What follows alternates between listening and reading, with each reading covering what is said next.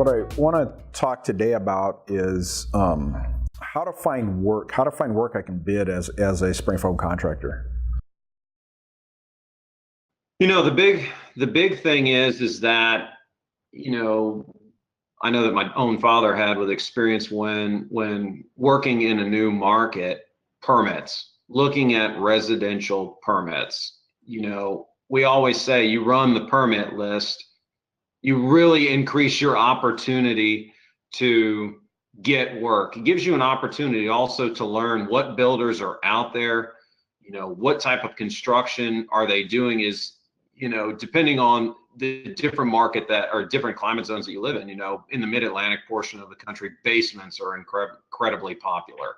You go to Texas or California or Phoenix, slab insulation, or excuse me, slabs, or in Florida, slabs. The big thing is, like I said, is that running the permit list, you know, finding out how you can get access to the county or counties that you work in or the cities that you work in, contacting them, finding out how you can get access to residential building permits. That is a great way to learn the market, learn the builders, and to see what's going on out there and bidding things that are up under construction, you know, and interacting with superintendents, you know, different.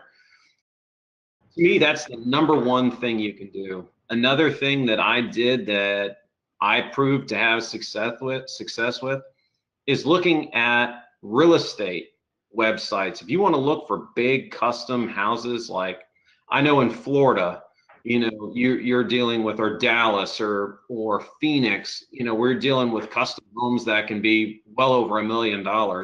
Looking at real estate websites like Berkshire Hathaway, that is one that provides a lot of information, and every market physically has one. So going in there and typing in new construction, 1 million plus, you can see houses that are currently under construction or haven't begun construction, or maybe they're finished. And I'd say probably 6 or 7 out of every 10 you're looking at, it lists the builder that physically built it. So by looking at that and saying, hey, you know, this house is finished, but Caldwell Homes built it. If you're looking at a house that's well over $1 million, the likelihood that that house has spray foam in it is dramatically increased compared to 3-bed, 2-bath, you know, $100,000 tract home. So again, I would say running the permits and looking at real estate websites to see what type of projects are out there. Because again, if a builder has built $1 million house, more than likely it has spray foam in it, and more than likely they're going to build another one. Yeah.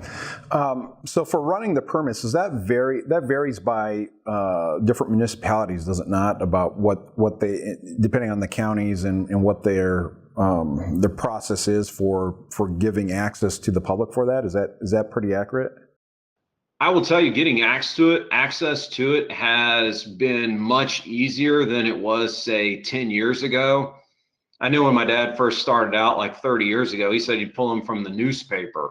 So now you can pull a majority of them online, or you can go to the city office or the county office. You know, it's just a matter of doing the research to find out, you know, who's, like in Phoenix, Maricopa County doesn't physically run the building permits for Phoenix. City of Phoenix does, or City of Paradise Valley, or City of Scottsdale. I mean, you have to look and find, is the county in charge of issuing the permits, or is the city in charge of issuing the residential permits? That's, I mean, it doesn't take much effort to find that out. So it's a case that, you know, you can do that research up front and find out how you can do it. I mean, most of the time they will give you access to it. I haven't run into a situation in a really long time where the city or the county wouldn't give the information. Yeah, it's just a matter of figuring out what the process is and then just following that process.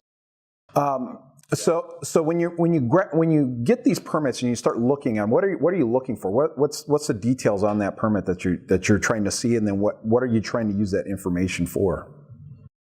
I mean, the biggest thing that we always looked for was who is physically building it, you know, because that's your first point of contact. Who is physically building it? Is it, you know, I was in Phoenix recently and I did some permit research, and sometimes you have a homeowner, somebody that's got a house that's sitting on a piece of land that they want to clear the house and build a new one, and you look at the residential building permit, it says homeowner. So getting access to the homeowner is going to be very difficult unless you just keep going by there hoping that somebody shows up, or you go onto the site and ask the electrician or the plumber, say, hey man, who's the superintendent or who's the point of contact on for this house. But again, the big thing is, what we always look for is A, who's building it? B, is there a phone number or address? In most markets, they give you the home builder's name, point of contact, phone number, and an address. And it's a case that you want to look for that. Also, in some markets, they'll put the value of the project, whether if it's a single family home, they may say the value is 500,000, or they may say the value of it's 5 million, or it could be an addition and it says the value is 10,000. One thing that I did want to mention is that's really important is typically with insulation, insulation represents 1% of the total cost of the house. So if you have a house that's $500,000, the insulation usually is about 5,000. So again, it's a good rule of thumb is insulation typically is 1% of the construction cost to build the house. So again, you know, on the building permit, the thing to find out is A, who's building it, and B, what's their contact information, and then C, determining if you can find out what the value of that job is. Because if it's a $8,000, you know, garage addition, more than likely you're not gonna, like we used to not look at it. We used to set a $10,000 minimum.